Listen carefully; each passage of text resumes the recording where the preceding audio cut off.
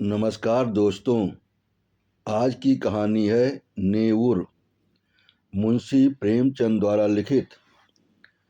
आकाश में चांदी के पहाड़ भाग रहे थे, टकरा रहे थे, गले मिल रहे थे, जैसे सूर्य मेघ संग्राम छिड़ा हुआ हो। कभी छाया हो जाती थी, कभी तेज धूप चमक उठती थी। बरसात के दिन थे, उमस हो रही थी, हवा बंद हो गई थी। गांव के बाहर कई मजूर एक खेत की मेड़ बांध रहे थे। नंगे बदन, पसीने से तर, कछनी कसे हुए, सबके सब फावड़े से मिट्टी खोद कर मेड़ पर रखते जाते थे। पानी से मिट्टी नरम हो गई थी।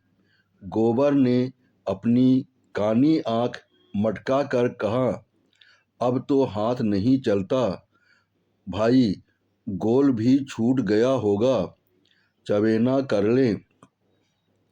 नेऊर ने हंसकर कहा, ये मेड़ तो पूरी कर लो, फिर चवेना कर लेना, मैं तो तुमसे पहले आया। दोनों ने सिर पर झौवा उठाते हुए कहा, तुमने अपनी जवानी में जितनी घी खाया होगा नेऊर दादा, उतना तो अब हमें पानी भी नहीं मिलता। नेऊर छोटे डील का गठीला काला फुर्तीला आदमी था। उम्र 50 से ऊपर थी, मगर अच्छे अच्छे नौजवान उसके बराबर मेहनत ना कर सकते थे। अभी 2-3 साल पहले एक कुश्ती लड़ना छोड़ दिया था। गोबर, तुमने तम्बाकू पिए बिना कैसे रहा जाता है? नेऊर दादा, यहाँ तो चाहे रोटी ना मिले, लेकिन तम्बाकू के बिना नहीं रहा जाता। दीना, तो यहाँ से आकर रोटी बनाओगे दादा? यहाँ से जाकर रोटी बनाओगे दादा? बुचिया कुछ नहीं करती, हमसे तो दादा ऐसी मेहरिया से एक दिन न पटे। नेऊर ने पिचक खिचड़ी मूछों से ढके मुख पर हास्य की स्मित रेखा चमक उठी, जिसने उसकी कुरूपता को भी सुंदर बना दिया। बोला, जवानी तो उसी के साथ कटी है बेटा, अब उससे कोई काम नहीं होता, तो क्या करूं? गोबर, तुमने उसे सिर चढ़ा रखा है, नहीं तो काम क्यों न करती? मज़े से खाट पर बैठी चिलम पीती रहती है और सारे गांव से लड़ा करती है। तुम बूढ़े हो गए, लेकिन वह तो अब भी जवान बनी है। दीना, जवान औरत उसकी क्या बराबरी करेगी? सिंदूर, टिकुली, काजल, मेहंदी में तो उसका मन बसता है। बिना किनारदार रंगीन धोती के उसे कभी देखा ही नहीं, उस पर गहनों से भी जी नहीं भरता। तुम गऊ हो, इससे निबाह हो जाता है, नहीं तो अब तक गली गली ठोकरें खाती होती। गोबर, मुझे तो उसके बनाव सिंगार पर गुस्सा आता है। कात कुछन करेगी पर खाने पहनने, काम कुछ न करेगी पर खाने पहनने को अच्छा ही चाहिए। नेऊर, तुम क्या जानो बेटा, जब वो आई थी तो मेरे घर 7 हल की खेती होती थी, रानी बनी बैठी रहती थी।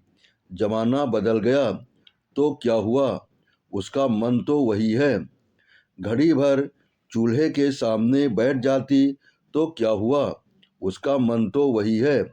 घड़ी भर चूल्हे के सामने बैठ जाती तो आंखें लाल हो जाती हैं और मूड थाम कर पड़ जाती है।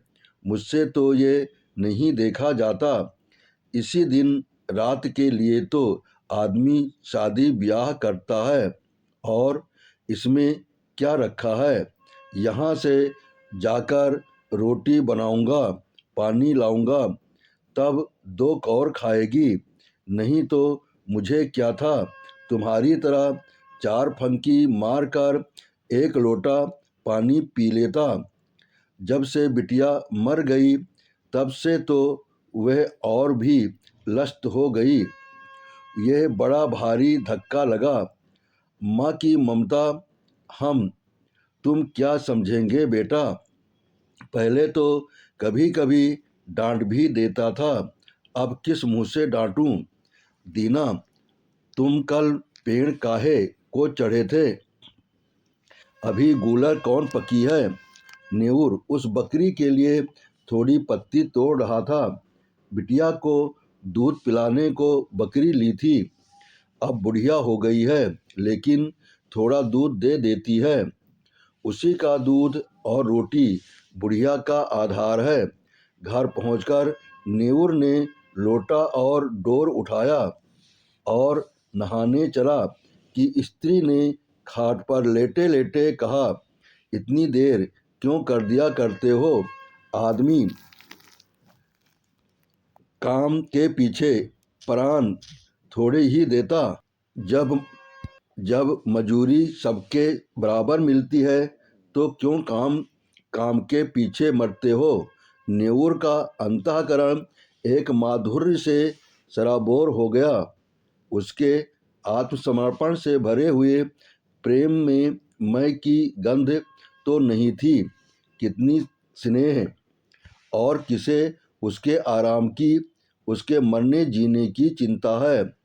फिर वे क्यों ना अपनी बुढ़िया के लिए मरे। बोला, तू उन जन्म में कोई देवी रही होगी। बुढ़िया, सच। अच्छा रहने दो ये चापलूसी। हमारे आगे अब कौन बैठा हुआ है जिसके लिए इतनी हाय हाय करते हो। नेऊर गज भर की छाती किए स्नान करने चला गया। लौटकर उसने मोटी मोटी रोटियां बनाई, आलू चूल्हे में डाल दिए, उनका भुर्ता बनाया। फिर बुढ़िया और वह दोनों साथ खाने बैठे।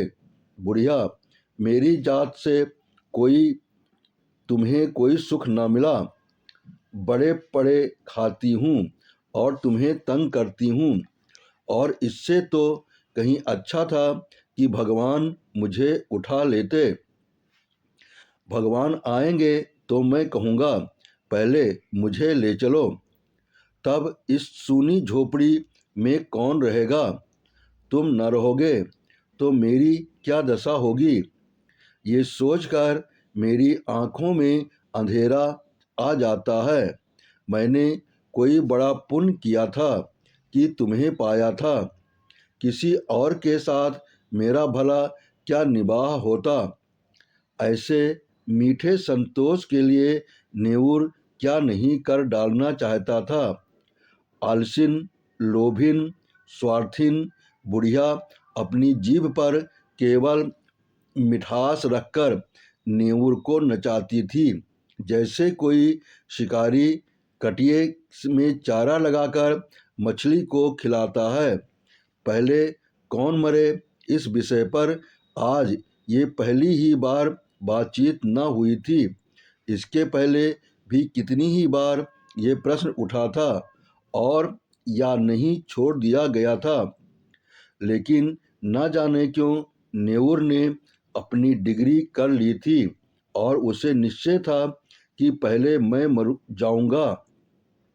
उसके पीछे भी बुढ़िया जब तक रहे आराम से रहे, किसी के सामने हाथ ना फैलाए, इसीलिए वो मरता रहता था।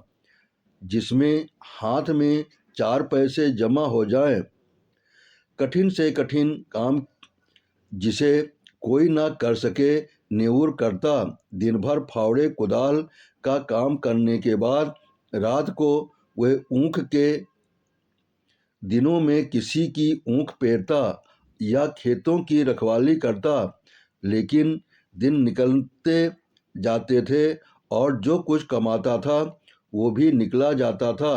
बुढ़िया के बगैर वह जीवन नहीं, इसकी वो कल्पना ही नहीं कर सकता था।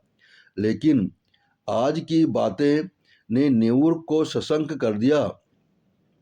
जल में एक बूंद रंग की भांति वो शंका उसके मन में समाकर अतिरंजित होने लगी। गांव में नेऊर को काम की कमी न थी, पर मजूरी तो वही मिलती थी जो अब तक मिलती आई थी। इस मंदी में वो मजूरी भी नहीं रह गई थी। यकायक गांव में एक साधु कहीं से घूमते फिरते आ निकले और नेऊर के घर के सामने ही पीपल की छां में अपनी धुनी जल गई। गांव वालों ने अपना धन भाग्य समझा। बाबा जी सेवा सत्कार करने के लिए सभी जमा हो गए। कहीं से लकड़ी आ गई, कहीं से बिछाने को कंबल, कहीं से आटा दाल। नेऊर के पास क्या था? बाबा जी के लिए भोजन बनाने की सेवा उसने ली।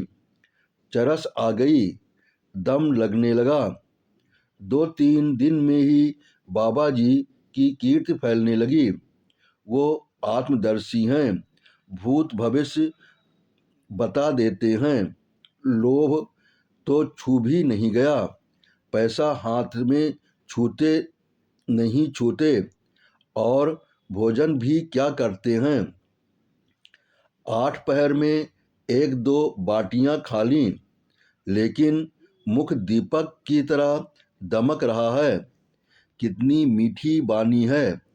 सरल हृदय नेऊर बाबा का सबसे बड़ा भक्त था। उस पर कहीं बाबा जी की दया हो गई तो पारस ही हो जाएगा, सारा दुख दलिद्दर मिट जाएगा।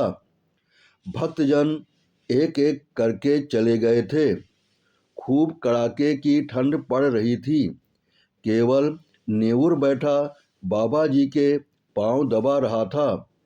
बाबा जी ने कहा, बच्चा, संसार माया है, इसमें क्यों फंसे हो? नेऊर ने नतमस्तक होकर कहा, अज्ञानी हूँ महाराज, क्या करूँ? स्त्री है, उसे किस पर छोड़ूं? तू समझता है तू स्त्री का पालन करता है, और कौन सहारा है उसे? बाबा जी, ईश्वर कुछ नहीं है, तू ही सब कुछ है। नेऊर के मन में जैसे ज्ञान उदय हो गया। तू इतना अभिमानी हो गया है, तेरा दिमाग इतना। मजूरी करते करते जान जाती है, और तू समझता है मैं ही बुढ़िया का सब कुछ हूँ। प्रभु जो संसार का पालन करते हैं, तू उसके काम में दखल देने का दावा करता है। उसके सरल करते हैं। आस्था की ध्वनि सी उठकर उसे धिक्कारने लगी। बोला, अज्ञानी हूँ महाराज। इससे ज़्यादा वह और कुछ न कह सका। आँखों से दीन विषाद के आंसू गिरने लगे। बाबा जी ने तेजस्विता से कहा, देखना चाहता है ईश्वर का चमत्कार। वे चाहे तो क्षण भर में तुझे लखपति कर दे, क्षण भर में तेरी सारी चिंताएं हर ले। मैं उसका एक तुच्छ भक्त हूँ, काकविष्टा, लेकिन मुझमें भी इतनी शक्ति है कि तुझे पारस बना दूं। तू साफ दिल का सच्चा ईमानदार आदमी है। मुझे तुझ पर दया आती है। मैंने इस गांव में सबको ध्यान से देखा, किसी में शक्ति नहीं, विश्वास नहीं। तुझमें मैंने भक्त का हृदय पाया। तेरे पास कुछ चांदी है। नेऊर को जान पड़ रहा था कि सामने स्वर्ग का द्वार है। 10-5 रुपये होंगे महाराज। कुछ चांदी के टूटे फूटे गहने नहीं हैं। घरवाली के पास कुछ गहने हैं। कल रात को जितनी चांद मिल सके यहाँ ला, जितनी चांदी मिल सके यहाँ ला, और ईश्वर की प्रभुता देख।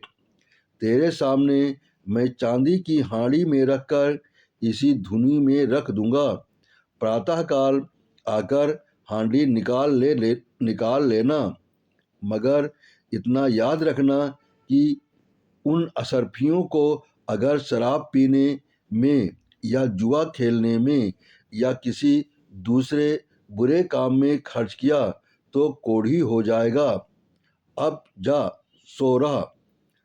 हाँ, इतना और सुन ले, इसकी चर्चा किसी से मत करना, घर वालों से भी नहीं।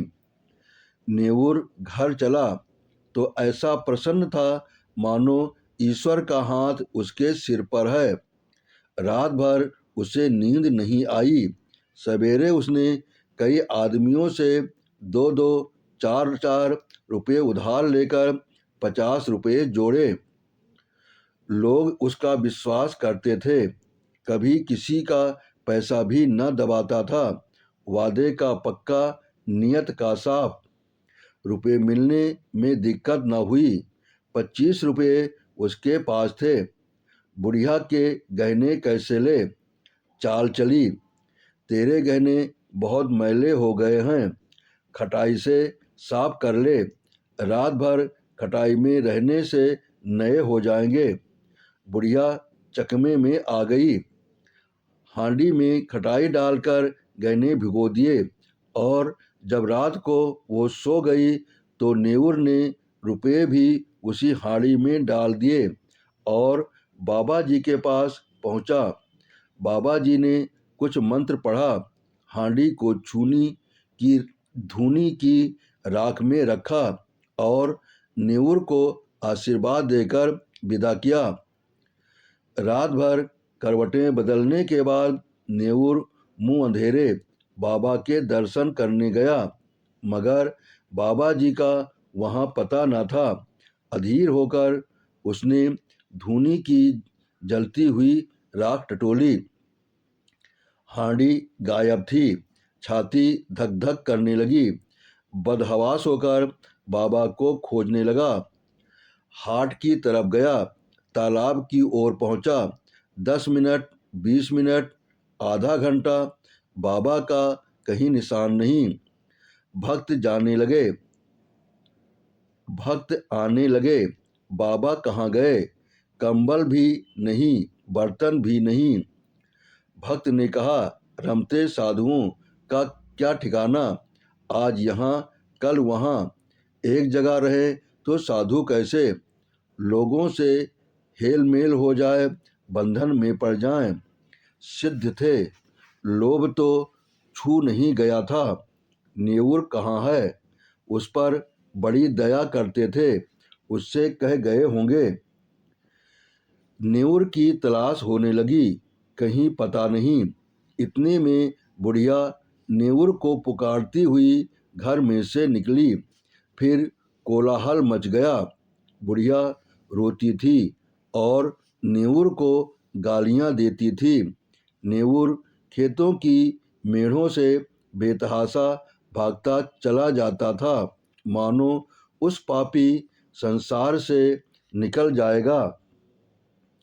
एक आदमी ने कहा, नेवुर ने कल मुझसे 5 रुपये लिए थे, आज सांझ को देने को कहा था। दूसरा, हमसे भी 2 रुपये आज ही के वादे पर लिए थे। बुढ़िया रोई। दाढ़ीजार ने मेरे सारे गहने ले गया, 25 रुपये रखे थे वो भी ले गया। लोग समझ गए बाबा कोई धूर्त था, नेवुर को साझा दे गया। ऐसे ऐसे ठग पड़े हैं संसार में।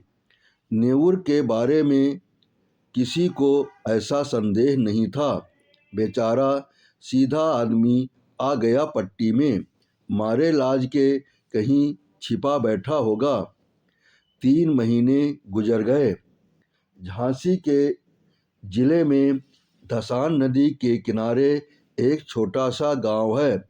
काशीपुर नदी के किनारे एक पहाड़ी टीला है। उसी पर कई दिन से एक साधु ने अपना आसन जमाया है। नाटे कद का आदमी है, काले तवे का सा रंग, देह गठी हुई। ये नेऊर है जो साधु वेश में दुनिया को धोखा दे रहा है। वही सरल निष्कपट नेऊर है जिसने कभी पराये माल की ओर आंख नहीं उठाई, जो पसीना की रोटी खाकर मग्न था। घर की, गांव की और बुढ़िया की याद एक क्षण भी उसे नहीं भूलती। इस जीवन में फिर कोई दिन आएगा कि वह अपने घर पहुंचेगा और फिर उस संसार में हंसता खेलता अपनी छोटी छोटी चिंताओं और छोटी छोटी आशाओं के बीच आनंद से रहेगा। वह जीवन कितना सुखमय था। जितने थे सब अपने थे, सभी आदर करते थे, सहानुभूति रखते थे। दिन भर की मजूरी, थोड़ा सा अनाज या थोड़े से पैसे लेकर घर आता था तो बुढ़िया कितने मीठे स्नेह से उसका स्वागत करती थी। वह सारी मेहनत, सारी थकावट जैसे उसे मिठास में सनकर और मीठी हो जाती थी। हाय, वे दिन फिर कब आएंगे? न जाने बुढ़िया कैसी रहती होगी। कौन उसे पान की तरफ फेरेगा? कौन उसे पकाकर खिलाएगा? घर में पैसा भी तो नहीं छोड़ा, गहने तक डुबो दिए। तब उसे क्रोध आता कि उस बाबा को पा जाए तो कच्चा ही चबा जाए। हाय लोभ, लोभ!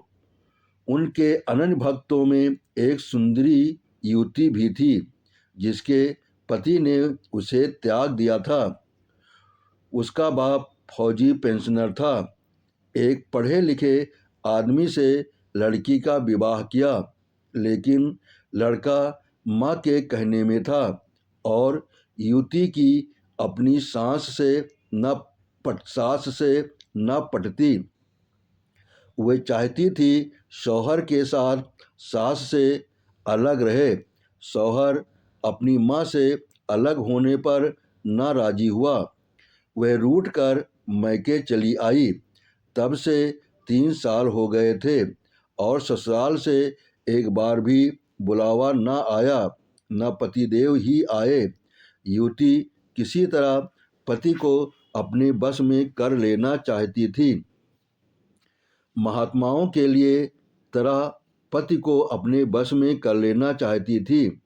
महात्माओं के लिए किसी का दिल फेर देना क्या ऐसा मुश्किल है? हाँ, उनकी दया चाहिए। एक दिन उसने एकांत में बाबा जी से अपनी विपत्ति कह सुनाई। नेऊर को जिस शिकार की टोह थी वो आज मिलता हुआ जान पड़ा। गंभीर भाव से बोला, बेटी, मैं न सिद्ध हूँ, न महात्मा, न मैं संसार के झमेलों में पड़ता हूँ, पर तेरी श्रद्धा और प्रेम देखकर तुझ पर दया आती है। भगवान ने चाहा तो तेरा मनोरथ पूरा हो जाएगा। आप समर्थ हैं और मुझे आपके ऊपर विश्वास है। भगवान की जो इच्छा होगी वही होगा। इस अभाग्नि की ढोंगी आप वही होगा। मेरे भगवान आप ही हो। नेऊर ने मानो धर्म संकट में पड़कर कहा, लेकिन बेटी, उस काम में बड़ा अनुष्ठान करना पड़ेगा और अनुष्ठान में सैकड़ों हजारों का खर्च है। उस पर भी तेरा काज सिद्ध होगा या नहीं ये मैं नहीं कह सकता। हाँ, मुझसे जो कुछ हो सकेगा वो मैं कर दूंगा, पर सब कुछ भगवान के हाथ में है। मैं माया को हाथ से नहीं छूता, लेकिन तेरा दुख नहीं देखा जाता। उसी रात को युवती ने अपने सोने के गहनों की पेटारी लाकर बाबा जी के चरणों में रख दी। बाबा जी ने कांपते हुए हाथों से पेटारी खोली और चंद्रमा के उज्जवल प्रकाश में आभूषणों को देखा। उनकी आंखें झपक गईं। ये माया उनकी है। वो उनके सामने हाथ बांधे खड़ी कह रही है, मुझे अंगीकार कीजिए, कुछ भी तो करना नहीं है, केवल पिटारी लेकर अपने सिरहाने रख लेना है और युवती को आशीर्वाद देकर विदा कर देना है। प्रातःकाल वो आएगी, उस वक्त वो उतना दूर होंगे जहां उनकी टांगें ले जाएंगी। ऐसा आशातीत सौभाग्य। जब वो रुपए से भरी थैलियां लिए गांव में पहुंचेंगे और बुढ़िया के सामने रख देंगे, ओह, इससे बड़े आनंद की तो वह कल्पना भी नहीं कर सकते। लेकिन न जाने क्यों इतना जरा सा काम भी उससे नहीं हो सकता था। वो पिटारी को उठाकर अपने सिरहाने कंबल के नीचे दबाकर नहीं रख सकता था। कुछ नहीं, पर उसके लिए असूझ है, असाध्य है। वह उस पिटारी की ओर हाथ भी नहीं बढ़ा सकता है। इतना कहने में कौन सी दुनिया उल्टी जाती है कि बेटी इसे उठाकर इस कंबल के नीचे रख दे। जबान कट तो न जाएगी, मगर अब उसे मालूम होता कि जबान पर भी उसका काबू नहीं है। आंखों के इशारे से ही ये काम हो सकता है। लेकिन इस समय आंखें भी बगावत कर रही हैं। मन का राजा इतने मंत्रियों और सामंतों के होते हुए भी अशक्त है, निरीह है। लाख रुपए की थैली सामने रखी हो, नंगी तलवार हाथ में हो, गाय मजबूत रस्सी के सामने बंधी हो, क्या उस गाय की गर्दन पर उसके हाथ उठेंगे? कभी नहीं।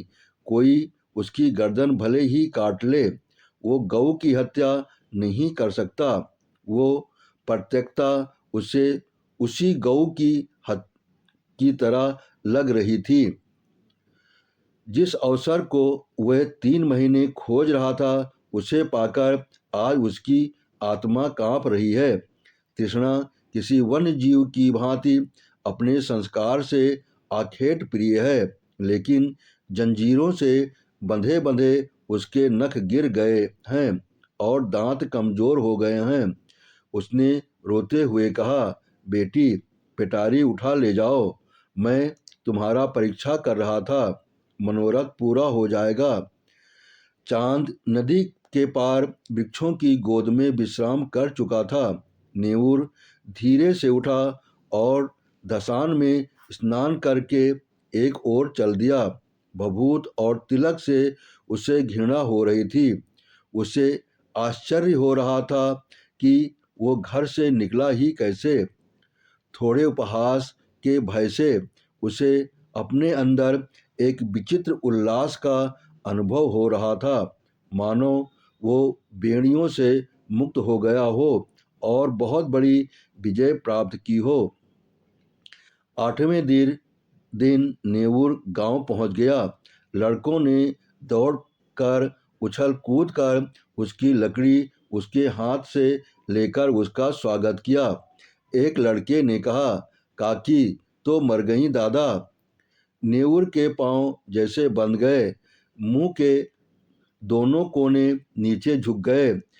दीन विषाद आंखों में चमक उठा। कुछ बोला नहीं, कुछ पूछा भी नहीं।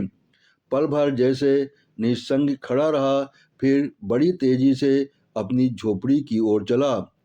बालक वृंद भी उसके पीछे पीछे दौड़े, मगर उनकी शरारत और चंचलता भाग चली थी। झोपड़ी खुली पड़ी थी। बुढ़िया की चारपाई जहाँ की तहाँ थी। उसकी चिलम और नारियल ज्यों की त्यों धरे हुए थे। एक कोने में 2-4 मिट्टी और पीतल के बर्तन पड़े हुए थे। लड़के बाहर ही खड़े रह गए। झोपड़ी के अंदर कैसे जाए, वहाँ बुढ़िया बैठी है। गांव में भगदड़ मच गई। नेऊर दादा आ गए। झोपड़ी के द्वार पर भीड़ लग गई। प्रश्नों का तांता बंध गया। तुम इतने दिनों कहाँ थे दादा? तुम्हारे जाने के बाद तीसरे ही दिन काकी चल बसी। रात दिन तुम्हें गालियां देती थीं, मरते मरते तुम्हें गरियाती ही रहीं। तीसरे दिन आए तो मेरी पड़ी थी, तुम इतने दिन कहाँ रहे? नेऊर ने कोई जवाब न दिया, केवल शून्य, निराश, करुण, आहत नेत्रों से लोगों की ओर देखता रहा, मानो उसकी वाणी हर ली गई है। उस दिन से किसी ने उसे बोलते या रोते हंसते नहीं देखा। गांव से आध मील पर पक्की सड़क है, अच्छी आमदफत है। नेऊर बेट सवेरे जाकर सड़क के किनारे एक पेड़ के नीचे बैठ जाता था। किसी से कुछ मांगता नहीं, पर राहगीर कुछ न कुछ दे ही देते थे, चबेना, अनाज, पैसे। संध्या समय वो अपनी झोपड़ी में आ जाता है, चिराग जलाता है, भोजन बनाता है, खाना है खाता है और उसी खाट पर पड़ा रहता है। उसके जीवन में जो एक संचालक शक्ति थी वो लुप्त हो गई है। वह अब केवल जीवधारी है। कितनी गहरी मनोव्यथा है। गांव में प्लेग आया, लोग घर छोड़ कर भागने लगे। नेऊर को अब किसी की परवाह न थी, न किसी को उससे भय था, न प्रेम। सारा गांव भाग गया। नेऊर अपनी झोपड़ी से न निकला और आज भी वो उसी पेड़ के नीचे सड़क के किनारे उसी तरह मौन बैठा हुआ नजर आता है, निश्चेष्ट, निर्जीव। आपने कहानी सुनी, इसके लिए बहुत बहुत धन्यवाद। आपने सब्सक्राइब किया, इसके लिए मैं दिल से आभारी रहूँगा।